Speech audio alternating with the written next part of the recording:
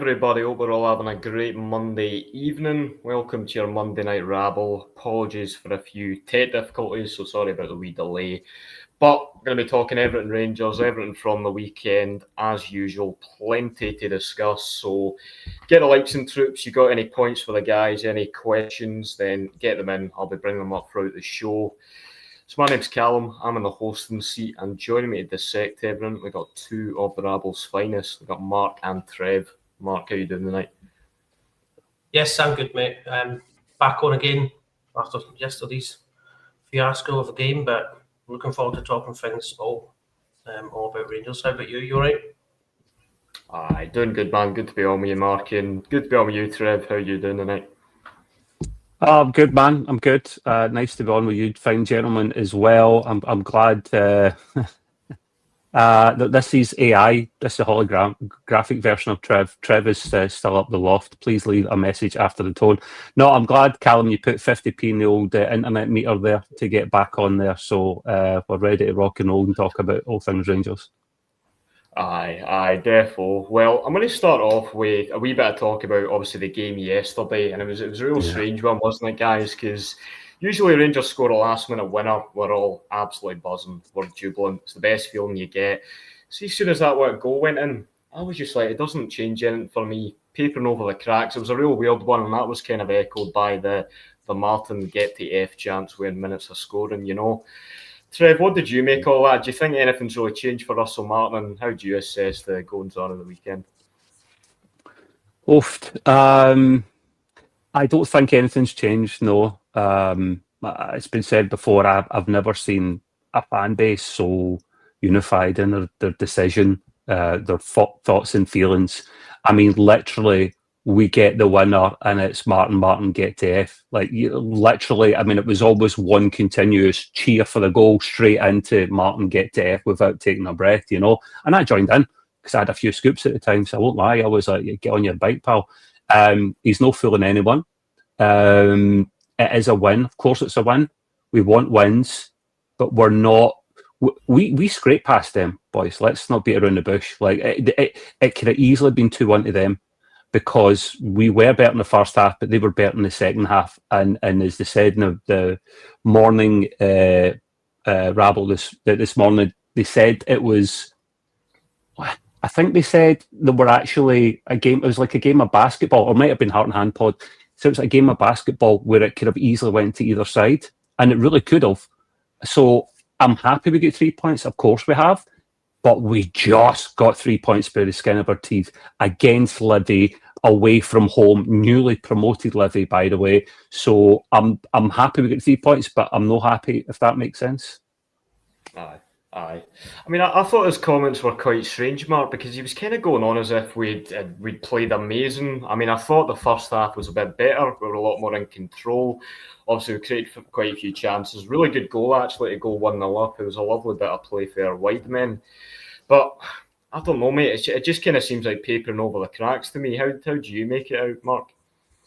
It's the same as that for me, Callum. It's just papering over the cracks, but a little bit of positivity. We've got a win at least, so maybe this could be the catalyst to kick us on and we start getting the wins in the bag. But again, go back to it is a newly promoted Livingston team. Sorry, we should be doing better. But then the pattern of life this season has been poor performances against poor teams. So, but then we got a win, so hopefully it could be the catalyst that kicks on, and then we start racking up the wins. But his comments are baffling sometimes. He doesn't help himself. But all I want, and I'm sure that you two are the same, is for us to win games. So if we win games and he waffles, I don't mind. If he's talking nonsense but we're still winning, then we can sort that out another time. But we need to just start getting 3 points in the bag game after game. That's kind of where I'm sitting with. So I'm happy with the 3 points, but it was another skin of the teeth performance where we finally got a bit. Is it good enough? Yes, we got 3 points, but performance-wise and his comments and that, something that doesn't match up. But 3 points is the most important thing. Well, I guess, Trev, there always is a positive in getting a win, isn't there? And obviously, our rivals across the city, they did drop point against Hibs. So, you know, it's a wee bit of ground gained on them. Still a lot of catching up to do with both them and Hearts. In terms of positives, I thought I thought Jack Butland actually continued as good form. He made a few good saves. I thought Gassama had a decent game. Ant-Man had a decent game. There was a few players I thought looked kind of all right. I thought Tab pretty good game, to be fair. But is there any positives you'd be taking from that? As much as the consensus is quite bad, did you take any positives at all? Yeah, I do. Even if it's doom and gloom, I still try and look at the positive side of things. I often am a glass half full guy when it comes to things in life. One of the rare exceptions is Rangers, but I'm trying to change that philosophy and try to include them in it as well. Butland's performance, yes, still decent. He's one of the shining lights of this season in terms of he hasn't went back to type from last season. He's kicking on. He's pretty good. Tab wasn't awful. I don't know if that says how bad really Aaron's is or not, but Tab wasn't really awful. It was good to gain a couple of points in them on the Mankey Mob, but I don't really know how I feel about that, because maybe I'm slightly infuriated, boys, because if we'd just been half decent, we'd be up competing with them already. They are so bang average this season, boys, that lot. They're so average. Everyone was saying it was a boring game the other day for them, and that's the difference between them and us. They know how to get across the finishing line most of the time. We don't. So, yes, I take one or two bright, positive things from that game, but we just got past. I don't think we beat Hibs comfortably. I think it was just because Hibs were shit as well, to be honest with you, and we just scraped past Livingston. So, will it do? It might do something for the morale, because they are nervy. It might do something to boost them on, because there is quality there. My concern is the gaffer's coaching or lack of coaching, which is actually really ruining them. So we'll see. Like, the next game is really important, and I'm not even talking about the Euro game. I'm talking about the next league game, the next domestic game, because then that'll be 3 potentially wins in a row, and we'll see what happens. Mm-hmm. Definitely. And just on what Trev was saying there, Mark, obviously our good friends across the city dropping points, it is always nice to make up a bit of ground on them. I guess one wee positive you could maybe take, I don't know if you'd agree with this at all, Mark. You think maybe if we get a new manager or we can get a bit of momentum going, I don't think the players are absolutely terrible. I do think there are some good players in there, and I'm certainly not conceding the season yet, put it that way. As much as I'm really not happy with the start, I'm really not happy with this manager. I don't think we're out of anything yet. Would you look into that? Would you agree with what I'm saying there at all, or how would you make that whole situation, I said that last night on the post-match, that if we had the players aren't bad players, I think it's the coaching and the management that's making them look poor. I think if we had a manager in who just set them up in a basic formation, set them up with basic tactics, we'd be a lot better. You'd see an improvement within the first game or two. I think it's his tactics and the way he wants to play and the style that he's trying to implement. It just is not going to work with the players we've got available. That's top level, world-class best players. And even then, you're not guaranteed it's work. It's like I said, it's like possession for the sake of possession. That's what he does. And we're not going to win games where you're just holding the ball and recycling it between your team and having the odd chance. So I think it's basically down to poor tactics and poor management. If we got a new manager in, it probably would. Well, I think it would more than likely would make a difference. But are we going to do that? Unless we start hemorrhaging defeats after defeat, then he would probably get going, but then by that time it's away. So I think we're stuck with him for the time being. So if it clicks with the lads after this game and they can start putting a few wins on the trot, we can get a few games and a few 3 points in the bag constantly, and then keep catching up on them, because we're that far behind them that it doesn't really matter. Obviously it matters, but it does not as important as if we were 3 points behind and we got that win and they drop points, then you're closing the gap. But because we're 8th, we've got a long slog ahead of us, but we can still do it. But it's a massive task, I think. Mm-hmm. Yeah. And Trev, I just want to put Charles' comment to you, because I've got to agree with him here. I barely noticed Asgard was playing, to be honest, mate. And this is a player I really wanted to get excited about, because he's a young Norway international. Norway aren't mugs. He's scoring goals for fun in the international team. highly rated down in Luton, and then you look at this boy Mikey Moore talking about wanting to be the best player in the world, highly rated at Tottenham. I don't think he's beaten a man once since he's joined Rangers. You know what I mean? I've really not been impressed with him. What's your take on they two, Trev?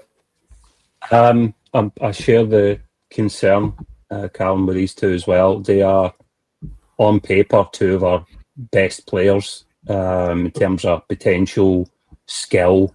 You said it yourself, like Moore's been talked up a lot by Tottenham. The times he's played for Tottenham, he's been pretty good for them. And then obviously, great potential to be a world-class player, England internationalist, blah, blah, blah. And then obviously Asgard was the one I was really excited about because he's our player. His surname's bloody brilliant, if you're a Marvel fan. Big fan of that. And to be fair, the guy in previous clubs had been super talented for Norway, smashing the goals in. And okay, was it Malta or Moldova he played or whatever? I get they're not a great team, but then again, he's not up against great teams in the SPFL a lot of the time as well. So you just need to look at the evidence, boys. Mikey Moore at Tottenham before when he was getting games was playing well, great. Asgard with his international team and his previous club playing great. Both of them come to Rangers, they've fallen off a cliff. That you don't need to be Columbo to actually figure out that there's something wrong here, and the problem is a certain Russell Martin, because you saw it as well with, you've seen it with several players. You've seen it with another thing of a good example, Ant-Man, right? He gets thrown in that Euro game, right? Was absolutely brilliant that night. After that, he wasn't quite as good afterwards.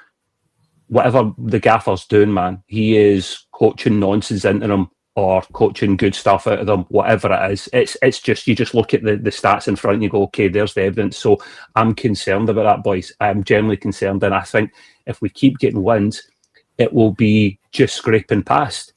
So it is an improvement, but two of our best players, Mikey Moore needs taken out for a couple of games, 100%.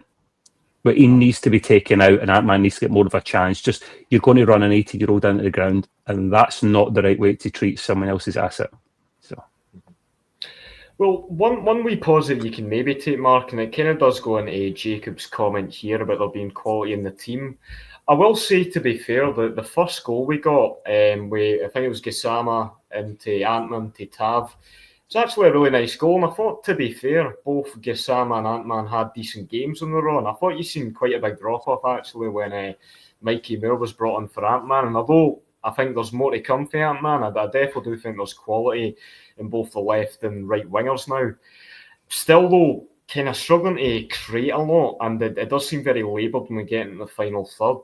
How are you kind of viewing our attacking options in a minute there? Do you think there's quality, we're just not getting the best out of them, or what do you think's going on with that? We've got, I think they're quality players. I think, like I go back to, I think it's the system and the tactics that they're in. I think it just does not suit the players that we brought in. He's obviously recruited for that specific style, but I don't think it plays to their strengths at all. And but then I think also up front there's a lot of, it's like you said, it's laboured. And they're overcomplicating it in the final third because they spend so much time passing the ball around themselves at the back and in the middle. Then when they get to the front, they just overcomplicate it. It's not rocket science, but they're trying to. Well, he's trying to breed it into them and make it like rocket science. But the players are good. I don't think we've got bad players. Like I say, a change of system, simplifying it would make it a lot easier, and you'd probably see us start to bang in the goals and rack up the wins. But that's what I think could happen, but then it could go the opposite way as well. So you never know. But I think definitely we have quality on the wings, and I think Miovski and Chermiti up front. Danilo's fell off a cliff. I don't know where he's gone, but we've got some decent forwards as well as wide men and midfield. But Mikey Moore's 18. You can't run him into the ground. He needs to be taken out. What we do with Finlay Curtis, he comes in and then he's out. Why? Because he's age. But what they do with Mikey Moore, they're just playing him. Yep. Maybe there's something in the loan contract where he has to play, or there will be, where he has to play a certain amount of games. But it shouldn't be at the detriment of our team. So he should be playing, and he should be playing Kasama. You shouldn't be putting him in there just to satisfy a loan agreement if he's not performing. Surely that's not a thing. Or we'll just keep playing him because he's playing. We've got that contract with you. Surely if he's not performing to the standard, then he has to be left out, and then you let another player come in and take that spot. So you do it with Curtis because he's your ball. So, yeah, but I do think definitely the quality. That's when you go, mate. It's fine. Just, I was wanting to jump into your point there, Mark, about Finlay Curtis. It's a good one. That young boy is brilliant. I've seen something in him that I've not seen in a lot of our youngsters coming through. He's got no fear. He just goes for it. He's scored in every game bar. Was it maybe one game that the appearances he's made? Brilliant young man. We are playing someone else's player non-stop. Even if he's crap, we're playing him non-stop rather than play one of our own. I don't understand that, boys. I don't. What happens if you end up injuring Moore because you're running him into the ground, right? That's someone else's asset, a very expensive, valuable asset that we could even dream about ever owning or signing. So we need to be really, really smart with him. If I'm Tottenham, I go, right, he's not performing for you. What are you actually doing to him? I want to see his KPIs. I want to see that best thing that calls everything. I want to see what you're actually doing with this boy. Because we're going to recall him because you're actually ruining him. We thought it would actually toughen him up, but you're actually going to actually ruin him mentally because of a certain Russell Martin. So a wee bit of a rant. It's just Finlay Curtis is our player, and I want to see more of him. It's disgusting what the young boys having to go through. I totally agree with the both of you there. I mean, I think his last action in the Rangers shirt was he got that last minute equaliser for us against St Mirren, wasn't it? And it was a lovely finish, and he scored a fair few. So, it doesn't make any sense to me. But one thing I want to bring up to you, Mark, because we're getting a lot of chat about Chermiti in the comments today. My own take on it, I think it's quite difficult to judge. When I was looking at Miovski yesterday and most of this season and all our strikers, I just think they look very isolated. They're not getting much players around them. They don't have many options to pass into. I just think it's very difficult for a striker in this team. What do you make of Miovski and Chermiti, our new number 9s? Do you think too early to judge them? Have you seen a bit that you can judge them a wee bit? Or what do you think about our strike? And another one, we've got Danilo, who wasn't even in the squad as well. So what do you make of the centre-forward situation, Mark? Miovski, I go over what his previous when he was in Scotland. And he's a good striker. He's a decent striker. He started off. He tried. Well, it's like a basic, but he obviously tries. He runs about. He does what he needs today for us, but he's no scoring. But then that comes down to service as well, and the way that we're set up just does not lend to the strikers going to be prolific in front of goal. We don't provide enough quality service for them. Chermiti, I don't have a clue because I've not seen the boy before. But if you're going to pay 8 up to 10 million for him, then you must have something. But we've not seen enough of him yet, and I don't think the tactical system we've got lends itself to the forwards. That's like we've recruited players that he thinks are going to work in the system, but just clearly they're not going to work unless it's just going to magically randomly click one of these days, and they're just going to start rolling teams over. I just don't. Unless we have a tactical change, I don't see the strikers being involved as they should be, because they should be at least. You've got two. I think they're 2 quality strikers, and you could have one in for the Thursday, one in for the weekend, and you can rotate them through. And then you've got Danilo. Well, Danilo should be the backup, and then they should be getting 20 goals each a season, maybe a bit more than that, but they're not getting anywhere near that because they're just not getting the service. Yeah, the Chermiti thing is really concerning, boys. Is it not? Sorry, Carl. It's concerning. What have we actually signed him based on? He's no scored. He hadn't scored in something like, was it 29 games or something, and he's barely had a game for Everton. What have we seen in him? It's just the head honchos have obviously went, right, okay, we know him from our time down south with Everton. He's got great potential. We can't be throwing £10 million at a player when they say that again, Mark. That's what it is. It's potential, mate. It's but we are spending £8 to £10 million on a player that's got potential. We can't afford that though. Exactly. We need to be buying $8 to £10 million that are going to perform week in, week out. No players that might work in a year or two. It doesn't make sense to me, but that's clearly what they've done. Mark, look at it this way, right? Tore Andre Flower, most expensive player of all time, £12 million, right? He gets slated a lot of the time because he wasn't banging in a bloody hat-trick every 5 minutes, right? If you look at his goals over, the 2 seasons he was here, I can't remember how many it was very respectful. very. If he was 5-6 million, you go, that is great stats, right? Yeah. There's only 2 million or so between them. I'd pay an extra 2 million for a 200 floor right now. I'm telling you that much. Yeah. Market's changed though, isn't it? That's what it is. And we're shopping in England, which is the most expensive market on the planet. So why are we going there and we're shopping there when we shouldn't be? We should be going to picking gems like players that we've picked up before. You go to foreign markets and you pick them up cheap, and then you bring them on and then you sell them for profit. But obviously, because of the people we've brought into the club, the recruitment side of things, we've brought in people that know that market, and they're going to go there and think, oh, we can spend 8 to 10 on him, give him a season or two, and he might work out. That's no good business for us, because we can't afford to be doing stuff like that. We need instant impact players for that amount of money. Yeah. And I just want to bring up Rangers 55 comments, and this is for either of you, but see, most wanted with the Dessers 2 and 3. Do you actually think an attack's improved them last season? Because, we've not looked great going forward, let's be honest. I think Dessers and Egaman, Cherny, they were pretty decent players for us up top. Do you know what I mean? Would you boys say our attack's improved from last season? About the same, or it's maybe gone down a wee bit in quality? Mark? I would say it's got better, but I wouldn't have let Dessers go. I'd have rather got rid of Danilo, if I'm honest.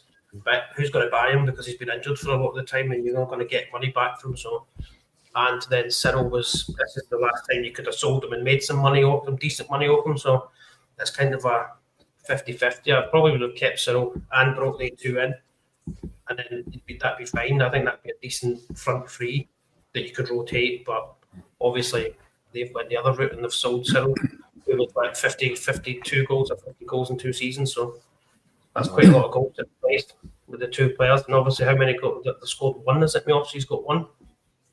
And the other lad's got 1. But then he's not had a lot of time either. So I think it's far too early to judge both of them. I think that we're being a little bit too quick. I know we judge straight away, but it's a little bit too quick to judge, especially Chermiti. I think he needs game time. Like Finlay Curtis, he needs game time and he needs to play. But that's what the whole point of rotating him and Borski would be to me, is you go to start one and then you go to rotate him and start the other. But I don't know. It's a bit of a weird one for me to spend 8 to 10 million on potential. I think it doesn't sit right with me. But then that's obviously what they think is the best option to do with the 8 to 10 million, is to buy one potential player. Mark, Chermiti needs service, is what he needs. Yeah, you're right. He needs more time, but he's getting hee-haw service. If I'm looking at what I see in front of me, I have to say the attack is worse than last season, based on pure. I mean, if you're talking about potential versus what's actually happening, then we're not seeing much. We are struggling to score and create, which is alarming. And our 2 strikers hardly get any service. You see them running about like blue arse flies, really struggling to get anything done. And then Chermiti's actually closed down within seconds because they know the value of this guy. I think it was it Butler before that said in his comment that we'd struggle to make a profit on Chermiti, 8 to 10 million. That's a concerning thing, because when you, as we just discussed a moment ago, when you buy someone of that value, you're needing them to hit the ground running. You would like to make a profit on them, but if you're signing someone of that value, you're needing them to hit the ground running, and you're not necessarily expecting to get double or triple your money back. That's why you signed someone from the continent for a couple of million that's unknown, like an Egaman, I'm trying to think. Egaman's the most recent best example of that, to be fair. Buffalo, for example. So it's concerning. I've got more hope for Miovski, to be honest with you, because he knows the league. And he should be starting more often, or let's try them both up front. Well, that's what I was going to put to you, Mark. Blue Shadows put that in there. Would they benefit from being in the pair? Do you think Russell Martin should go for 2 up top? Do you think, Mark? I would, if it was me personally. I don't think he's going to do that. I would, if it was me. I don't know about you two, but I would go with 2 up front. But then I would be changing the system. So he's not going to do that because it's Russell Martin, and that's how he thinks he should be played. So ideally, I would change it 2 up front. And then I'd change the system and the tactics and that and make it a lot more simple. But I'm not the manager. I think it'd be worth a punt, Mark, because our strikers aren't getting any chances. For me, whenever they get into a position, they're just so isolated. And, quite often, yes, you're putting balls in the box, but the Livy players are getting into it first. There's just nobody around the striker. They're just too well marked. But What about you, Trev? Would you maybe give two up top a shot? Oh, I'm old school at that. 4-4-2, turn up in bloody your suit, clean shaven, down Gull Sands, running for bloody miles at 7 o'clock in the morning, like back in the old days. Actually, no, maybe not as far as that. But I think they need to be trying different things. And Mark hits the nail on the head. He's a very stubborn man, our gaffer. He won't change things. And if he does, it's last minute. I would like to look at that. We had Egerman and Danilo playing up front in a few games last season, right? And it worked.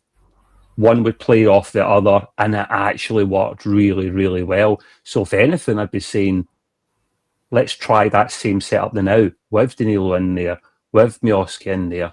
One could play off the other. One could be behind the other player rather than a traditional 4-4-2.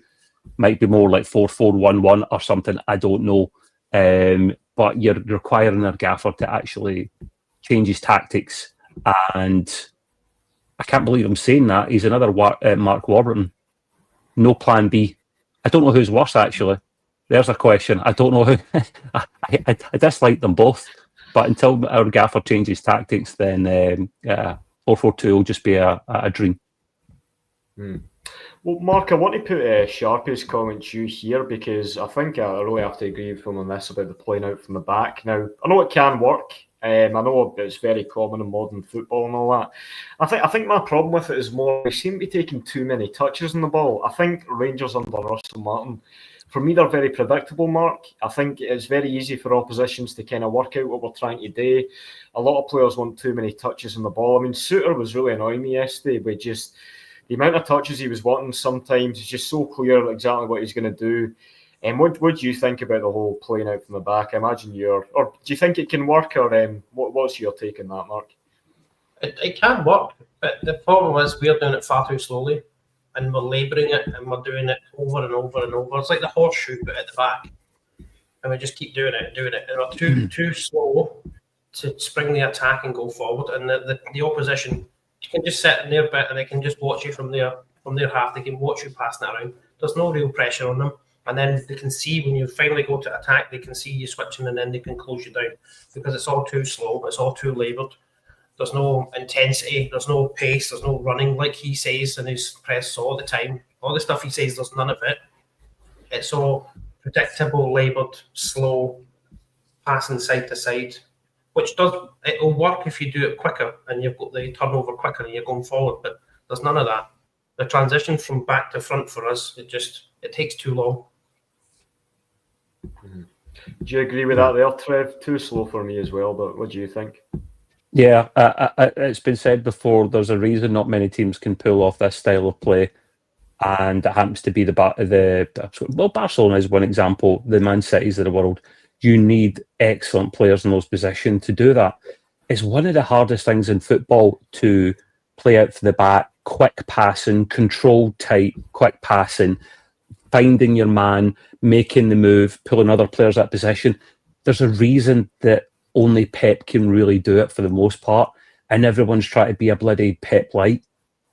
There is only one Pep Guardiola. I'm sorry, everyone tries to copy him, man. It's doing my head in. You try, but no many people are actually succeeding. Even Arteta is struggling to implement everything he's learnt from Pep at Man City to Arsenal. The has-beens, they almost get there and then they kind of fade away. So if we had better players, we'd maybe be able to pull that off. It's been a dream of mine for players. Like, look at our team over the last year or two, in fact, few years. Sometimes we struggle to even string some passes together without it getting taken off as losing possession or whatever. To get this close, tight-knit passing going, it's speed. Going to have to plough a lot more money into the team, and then we've got the financial fair play to worry about if we start doing that. So we do not. The only way this is fixed, boys, because I believe we have quality in our team. I reckon a lot of these players are bloody good. I was excited about them, reading up on them from their previous clubs. They're great. They need a different style to play, and they need a different manager to enact that. And until that happens, it's going to stay the same. Brian Sharp, thank you very kindly for the £2 super chat. The support is very much appreciated. And I was actually just going to get your comment up as well, Brian. I had it there in a wee second. I was going to get you up. I'm going to put this to you, Mark. Now, look, you're getting some stick in the comments for being too negative.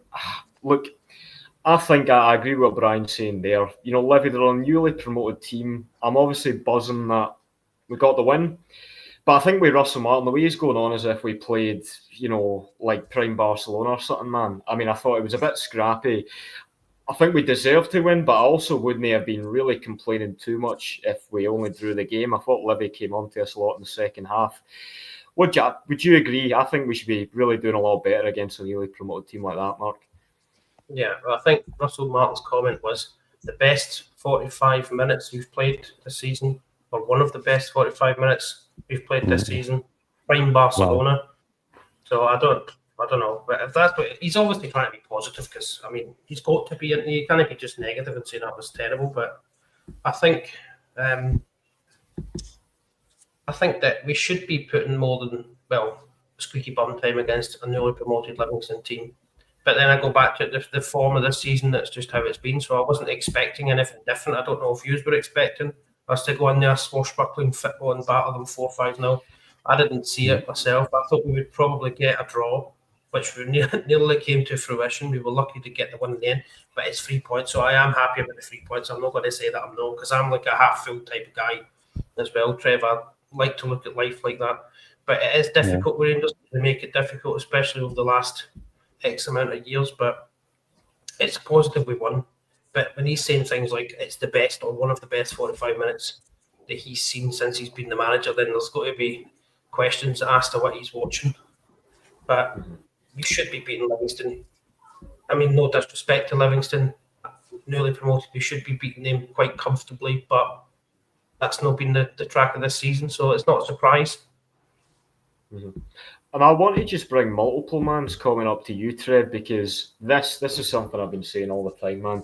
Whenever we play Asgard, he's coming so deep all the time. You're thinking, this boy's an attacking midfielder, or he plays out wide. You know, he's clearly got an eye for the goal. I mean, I know it's only Moldovan teams like this, but he was scoring goals very recently. He clearly knows how to get a finish.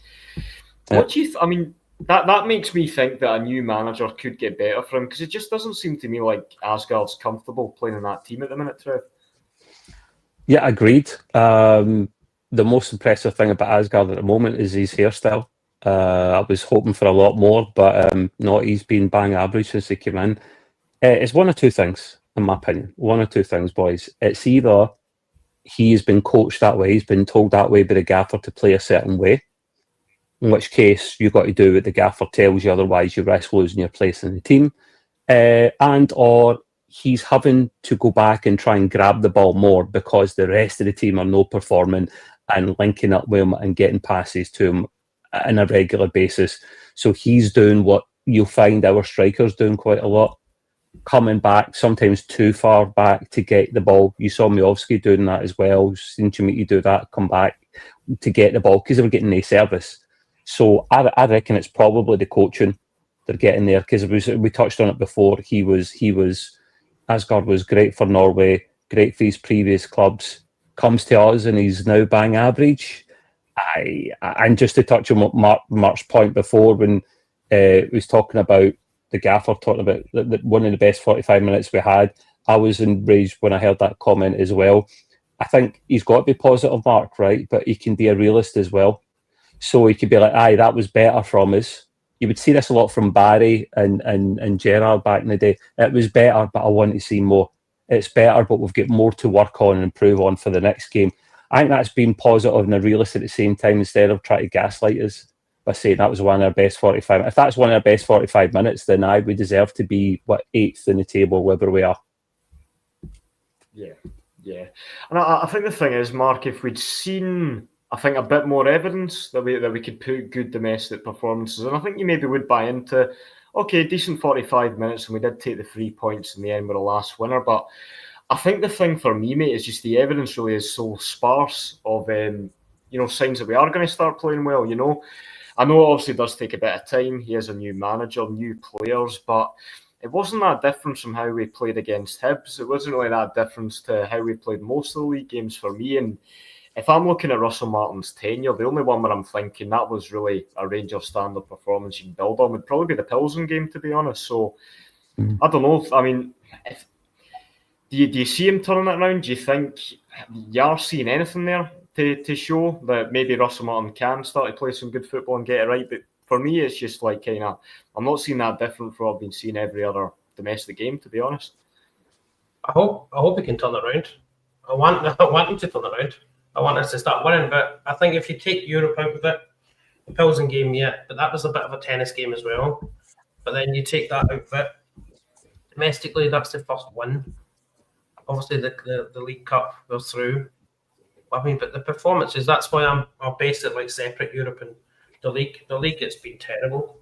So I don't know. But then that's predicted to form. That result yesterday's predicted to form. It's going to be squeaky bum time against most teams. So, like I say, I'm hoping that it turns around. This next game, is it Falkirk next? Domestically, yes.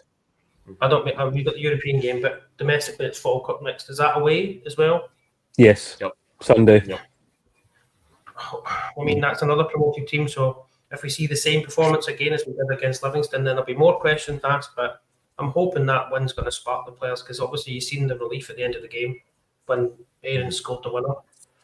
So hopefully that can spark the need. But like Asgard, I don't get as well. He's fell off a cliff, but he's not done anything for us. He plays well for Norway, comes into us, and then he's not showing any of that bit. So that seems to be a thing that is a recurring theme with players we bring in. They look excellent for their country or for previous teams, and they come in and they don't perform to the same level. So I don't understand. I don't think it's a thing. I think maybe it's just the tactical system that put in just doesn't act like that. I come back to it constantly. I think that the tactical system just does not work for the players.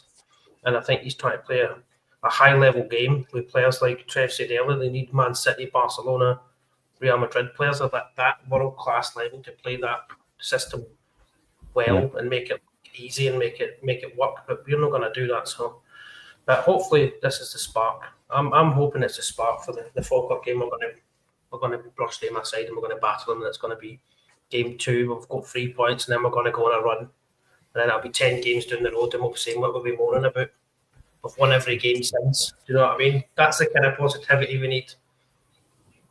Aye, absolutely. Fingers crossed, man. And one, I kind of interested when I want to put you, Trev, that we had with the squad selection yesterday. Emmanuel Fernandez, obviously, we paid quite a lot of money for this boy. I thought whenever we did see him, he looked all right, to be fair. I thought he looked like a decent big lad. He made, I think, quite a big error in the pre-season, but since then, I thought, and I scored the goal, I think, in his debut for the club competitively. Bit of a strange one, him not being in the squad, eh? What do you make of his sort of Rangers future? That's just another baffling one from Martin. If it wasn't indeed him that decided that he should go out, I was concerned about the back line at full stop, because too many players were on loan, and you're going to have to worry about this position again at the end of the season. You need a settled spine of your team, boys. You need a settled spine, and if half your bloody defence is loanees, then you're having to worry about this problem in 1 year's time. So we had a player who was pretty decent, who wasn't given much of a chance. Same with NCL as well. Like, these people could have been potentially good enough. And I know Russell, he was trying to get players to hit the ground running, but I've not been a fan of Giga, for example. Not been a fan of him. Suter is a bomb scare sometimes. He's not used to this style. He's a siege mentality defender. He's your Colin Hendry type, he'll batter the ball out last minute. He doesn't know how to do this, playing it for the back, nicey football. He's an old school defender. You want him in with someone that's got pace or someone that's got a bit more technical finesse.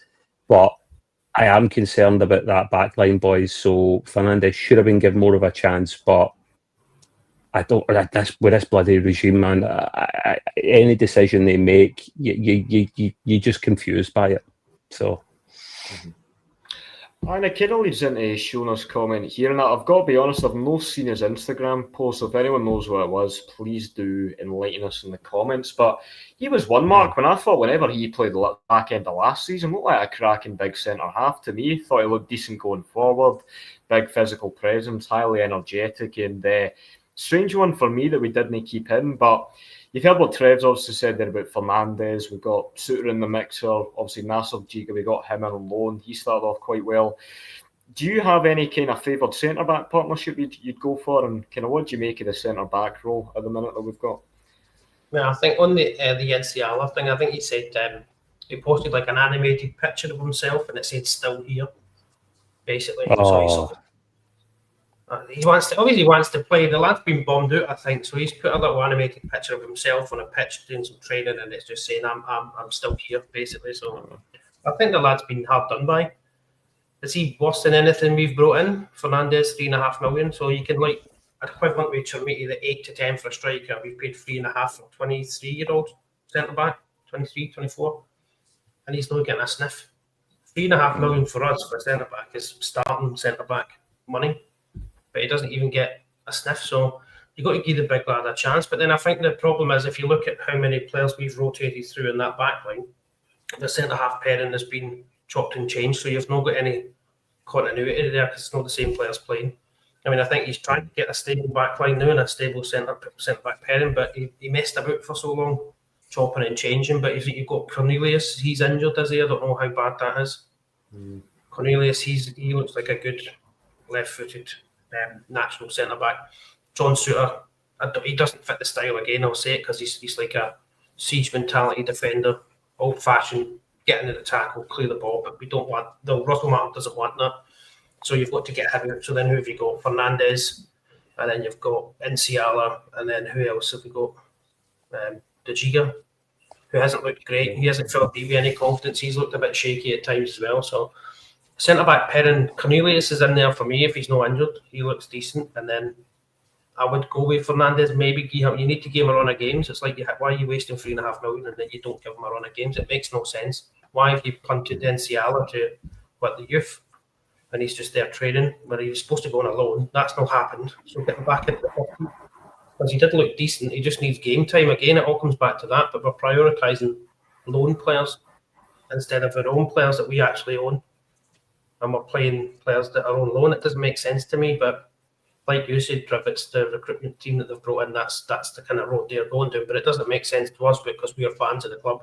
We want our players to play, and you just pepper in a little bit of loan talent. You don't rely on a backline of loan players that you're going to get rid of in a season. That makes no sense. But I mean, I can see it. You can see it.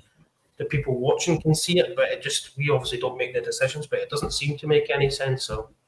I don't know. Centre back for me, Cornelius and one other, basically. Yeah. We've got George agreeing with you in the comments there. He's saying he'd have Cornelius in his team. I'd say, to be honest, for me, I think he's looked decent. I wouldn't say he's looked amazing, but I don't think he's really put a foot wrong. And he did have quite a good pedigree coming over from Marseille. Obviously scored a cracking free kick for Canada.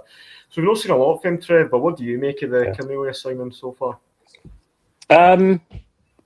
Considering what we've just discussed there and how shaky it's been and how many loanees we've had back there, I was happy with the big fella because he seemed solid enough. He's got the height there. That free kick, man, that got me excited. That was a cracker. I was happy when we heard we signed him. I thought, right, he needs to go in and start. 100% he needs to. He's too good not to, and he's ours. So let's get him in. Who you have him in with, though, I would closer try Fernandes, but realistically, it's probably going to be Suter for now. Although maybe it should be Giga because, as we discussed a moment ago, Suter and that playing out from the back style it's not working. So I'm actually a bit confused why the gaffer keeps picking him when he doesn't fit that style of play. I mean, no, the gaffer's not going to change how he plays. So I would say big Cornelius when he comes back. Hopefully it's not too long. And ideally Fernandes, and then we'll see where we're at. But I don't know how long he's injured for anyway, like what the issue was with Cornelius. I can't mind. I didn't catch it, mate. I know it was Just a knock Magoma or got injured something. as well, but yeah, I I don't did, think it that's looked too right. bad, Aye. though, did it? Did it look too bad in the game? I can't mind. No, I don't think it'll be a wee bit longer. It's nothing too bad, but it can still miss a couple of games, you know what I mean, a couple of weeks, so haste you back. See, just on that there, Trev, I was actually going to bring it up to you anyway. But see, Magoma, that was quite a disappointing one for me, and I hope that's not a long-termer, because I'd say he's been one of our best players this season. I'd say he's the one signing where I think pretty much looks solid since he's joined. I've been quite pleased with him at left-back. What do you make of the left-back situation? The left-back's it was never ideal, was it? We got him in last bloody minute, and I felt sorry for the young lad. He has been good. He hasn't done too much wrong, and he deserves to keep his place when he regain his place when he comes back. I think he's earned that right. The whole left-back situation was a farce, though, boys. It was an absolute farce, getting rid of players without signing replacements. It was absolute madness, getting this boy in last minute. We need another left-back signed, because Aaron's or to have in that position is not good enough. Especially Aaron's is just absolutely crap in that position. So we need another left back in January. I would say that's a kind of priority thing for me. But I'd give Magoma back just when he comes back from injury, because he earned that right. He is decent enough. He's young enough. He's got the hunger. He doesn't have the fear. He's got a bit of pace about him. So I would give it back to him now, sign someone in January, and I'd feel slightly more comfortable with the left-back position. But if we don't sign anyone in January, there's a alarm bell for me. Mm-hmm. And I think Trev's hit the nail on the head there, Mark. I agree with everything he said. I think, as I say, Magoma, I've been very impressed. Hopefully he's back into the team soon. But, without him, it's really looking quite weak at left-back, isn't it, Mark? Who else have we got? Got rid of Hefty. We got rid of Ridvan. Apparently there's loads. I've heard there's loads of left backs. Somebody was saying in the club, I heard that we've got loads, but who is it? I don't know. Who have we actually got? That's a genuine question. Do any of you two know who we've got? I can't think of one. I'll let you can. There is one young, I can't remember his name. We do have one young lad in the youth team. I can't remember his name. Someone might be able to stick it in the chat. But that's it. He's not going to play, is he, as a left back? Dio Mandy, he can play left back. So. Oh, don't get me started on him, man. He can get deaf, man. We'll switch Max Haynes to the left. Let's see how well that we had him on the left. But Magoma, I don't know. How long's Magoma out for? Is there nothing? We heard nothing yet about his injury. I haven't heard. Do you know, Trev? No, I've not heard much either. I was surprised. I think they're smaller knocks. They're not going to be out for too long. Fingers crossed. We definitely need. We needed reinforcements before the season started and before the transfer window shut, but we never done it. So we prioritised different positions, and now the one guy that's actually left back is injured for I don't know how long. So we should at least have two players in each position. It's really always schoolboy recruitment error to not have two in each position. So we've got how many wingers have we got, how many midfielders have we got, but we've only got one left back. It doesn't make sense. Poor to me, it's really good. Cornelius plays also left back, as Dubzilla said as well. That is a good shout. But I'm sick of us signing players that he could also fill in that position. He could. But exactly, shouldn't it be? That should be an emergency only, man, where your other left back has been injured and you need to slot him into that position there. He shouldn't be bought on the premise that he will have to play there sometimes. It's an emergency only, man. Get another proper bloody left back, another youngster with some potential talent, or bring someone up from the youth team to give him competition, because that's no good. I want Cornelius, one of our better defenders on paper, playing in his natural position, which is centre back. Aye, square pegs and round holes into it. But just want to say, Calvin, thank you very much for the comment, and get the likes on the video, troops. I think we'll end off just with doing a wee bit of looking towards the Sturm Graz game on Thursday. I had a wee look at it just for preparing for the show. They're in decent form. They're an Austrian team. I think they're traditionally okay in Europe, but I think I'd still be wanting Rangers to go out there and get the win. Now, we always say Rangers are kind of a different animal in Europe. Obviously, it wasn't great last Thursday, but I don't know why. I just think European away games we tend to do quite well. I actually think I'd be quite confident, weirdly, of us going and getting a win, Mark. How do you see the game on Thursday going ahead? No, I want to get a win. Sturm Graz are decent enough, like a normal level team, but we should be able to beat them. But that's on previous performances in Europe over the last 5 years. We've done really well in the Europa League. So, but is that the team that's going to turn up? I don't know. I don't think so. I hope so, but I don't think so. Because the game against Genk that's a team we should be beating as well, but we didn't. So I think hopefully we put in a performance. It's always for me. It's always hopefully. It's not I expect this. It's a hopefully we play well, and it just clicks again, and it continues on from the weekend, and that spurs them on the game on Thursday. But I'm looking for a win. We should be winning against a team against a team of that level, because our record in Europe is pretty decent over the last 5 years. But obviously Martin's doing his best to change that. So I don't know. I'm hopeful. I'm hopeful of a win. I'm forever hopeful of a win and a result, but I don't know. I'm not as confident as I would be in the last couple of previous seasons. I'd be like, yeah, we're going to beat them. If it's at home, we're beating them. If it's away, we're probably going to put out a good performance and we're more than likely going to beat them. But I don't know. This season's been upside down, so I'm not 100% sure, but I want to win. And Trev, whenever I speak to you about European football, mate, you're always a massive European football guy. I've always known that about you, mate. You always love the European nights. Do you still have that kind of swagger going into Thursday? Has Martin dimmed it a wee bit, or how do you make it going into the Sturm Graz game, mate? When it comes to European football, Russell Martin has pure pissed in my chips, boys. I am scunnered now with that. That he took away that shining light from me. We've only been good in one European game. Was it the Pilsen game? I can't remember. But we did play a bit better, but we've been pretty average since then. The one shining light I had before. No, I'm still here. You still got me good, yeah? Yep, still there. Good, yeah. On you go. Yeah. It was all good, mine. That's good. The last few seasons, the one thing that I've had to look forward to, and it always pissed me off, because we'd be Bolshank domestically, but then in Europe we'd play great, so that did anger me. But I could still at least look forward to European nights. I still say that night against Leipzig was the best night of my life. Generally was phenomenal. I've got that video saved. The electricity that was right under the back cam as well. It was magic. And now he's taken that away. So Sturm Graz, I can't see us beating them. I'm sorry to be negative, guys. I really am. You look at Genk.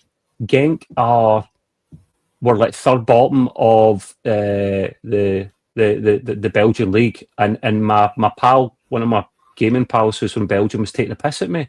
He's like, Trevor, we need to have a word about Rangers.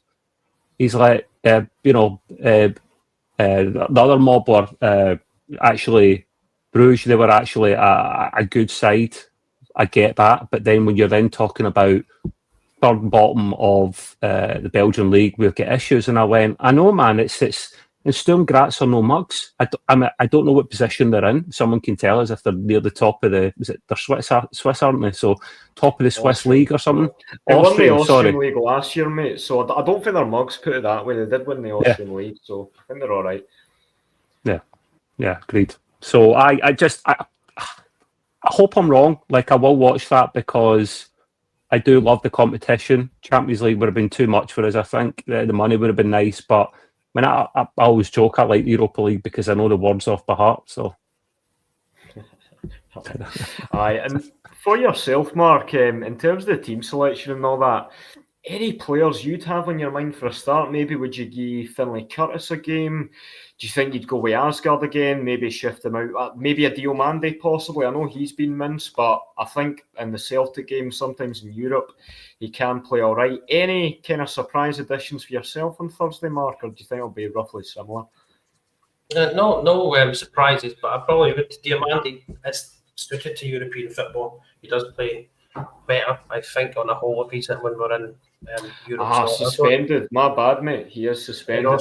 He's not having a game there. It depends who's fit as well. I don't know who's fit, but for me, it's probably Asgard. You would have Asgard in there at least to start. Finlay Curtis has got to be on the bench at least, but then he's been bombed out. So if I'm doing it based on what Russell Martin will do, then it's going to be a lot different to what I would pick. But I think it'll be similar to the weekend. Maybe rotate 1 or 2 positions. I think just to get a bit of freshness in the team. But I think it'll be pretty similar to that. And obviously injuries. If Cornelius is injured, then we're going to have to pull him out, and then Agoma, we're going to have to replace him. So I'm waiting to see the updates and the players' availability. But it could be a bit of a mismatch of players if we've got the left back and the left centre back out of the team. Hopefully not, touch with the back, and then I think we'll just pretty much stick with the same team, maybe a few tweaks here and there, but I don't see any major changes myself. I don't know what you two think, but I see it being a pretty similar team. Probably, I'd imagine so. And I just wanted to bring this up to you, Trev. But first of all, if either you know the answer, please do inform us. But do you know if Lyle Cameron might be back for them, or is it a bit longer term? Anybody know? I didn't even know he was out injured, but he clearly must be, because I think it was mentioned at one point, and because I would have loved him. Cameron I think he's done brilliant. I'm all for having Scottish players in the team. Don't get me wrong, like we've got quite a lot of British players, which is fine, but predominantly we should have more Scottish players in that team. We don't. So Cameron playing brilliant. He was one of the players they tried to pull the plug on when the new regime came in, which says everything I need to know. I'm concerned about the new regime. But Cameron's been brilliant for us. Was Calvin saying there, Barron's a shout as well. He's a squad player. I would be willing to give him a chance to try and prove himself. You just need to get that balance in midfield right, don't you? Because of the type of player Barron is. I would like to see a change for Thursday. I would, but I have to unfortunately agree with what a lot of people are saying, that he'll probably stick with the players that he knows, his boys for his positions, because that's just the way the gaffer is. You know, he doesn't really like trying surprising things unless he's desperate and it's the last 5 minutes of the game and he's chucking on players left, right and centre. But if Cameron is fit, I would love him to start. Finlay Curtis, love him to start. He deserves a chance. 100%. And I think Great Wall of Canada's comment here, Mark, I think on form that's probably been our best midfield three this season. And it's disappointing you've not got Asgard a bit more up to speed, Rothwell a bit more up to speed, because I think we all know Barron, he's a good lad and he always gives his absolute best for Rangers, and I really like him as a boy, but I think he's probably no your first team midfielder or the man you're hanging your hat for on going forward, but I think Barron, Cameron, Raskin, I think if we've seen that in the modern market, I'd probably be pretty happy with it. I think Barron, it depends. Barron depends on the style. I think if a different manager were playing, maybe if we had a Scottish manager, he would feature more because he's got more attributes that suit the type of manager that would play him in Scotland and play to his strengths. I think he's a decent player. He's a little workhorse. He's in a bit there. He gets in amongst it. So I like him as a player. I think he just doesn't suit. Again, he just doesn't suit Russell Martin, so he's going to be a squad player and they'll pop in and fill in gaps and stuff. But I think he's a really good player. He's similar to players we've had in the past that have been Scottish, hard-working, industrious, getting amongst it. And we need that sort of stuff, like Trev said. I don't think we've got enough Scottish players that was the backbone of the team, the Scottish players, and you fill in with a little bit of foreign flavour and a bit of class to do that backbone. That's what we're missing, but I don't think it's going to go back to that in the current regime. I don't think that's going to happen. So we're going to have to be sticking with what we've got. But that midfield three does look good to me. But I don't think Russell Martin will play that midfield three. There's no his. I think he'll have Rothwell in there if Rothwell's fit. You've got Asgard. You've got who else have you got that you would want to play in there? Raskin should play because Raskin's like one of the best players we've got. But so I think that the changes you wouldn't see Cameron or Barron in that as a starting midfield three. Although we would want it, I don't think that's what Russell Martin would go for. Trev, Jason in the comments, Connor doesn't agree with Connor Barron. I'll be honest, I can kind of see where he's coming from. I do think he is quite a limited player technically. I think he's not got a great passing range. He's probably not one to get you a goal. So I can see where the criticism comes from. I think he can offer you a lot with his energy and his running sometimes. I think sometimes it is good to have a player like that in the team, but I can kind of see where he's coming from. He is quite a limited technical player. What do you make of Connor Barron this season, Trev? And do you think he's got a future going forward? I don't mind Barron. Jason is kind of right. He runs about a lot. But one thing we'll say about him, he is a hard worker. He's maybe more settled. I would say you would select him it'd be more suited for domestic games than European games. We need more technical players for that. Would keep him as a squad player for sure, and still bring him in from time to time, especially if you're rotating players and give him a wee rest. So the 100% for me, I would give him a chance. But bear in mind, like while he's limited technically, you can still improve him. He's still young enough, man. He's only what is it, young early 20s, so you can make him better with. I know I'm joking again. Don't laugh at the back, boys. Better coaching, which we're not got at the moment. So, for me, give him a wee chance and keep him in the squad, but don't play him on Thursday. It's not a good idea. Yeah, fair enough. And I think to end off, Mark, I'll just get your prediction for the game on Thursday, mate. Honest prediction, so totally honest. What do you think the score could be on Thursday night? I'll go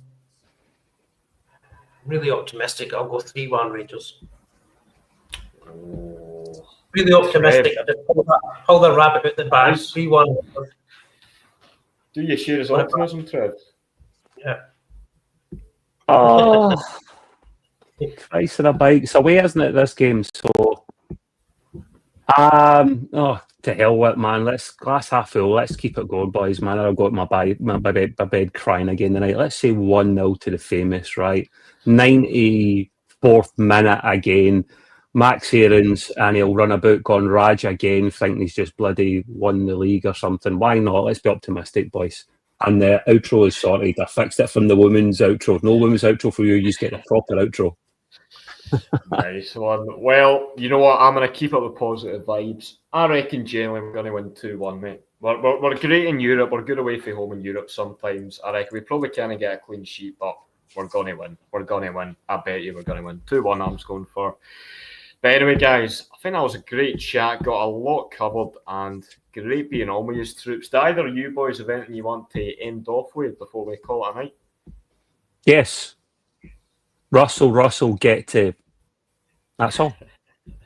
I second that. I echo those segments down, mate. I echo that. Yeah, I think I probably have to agree with that as well. I'm not seen enough to win my backing yet, but hopefully win on Thursday. You never know, guys. We could win 20 in a row. We could win the league still. You never know. Don't give up the fight yet. That's the optimism I like.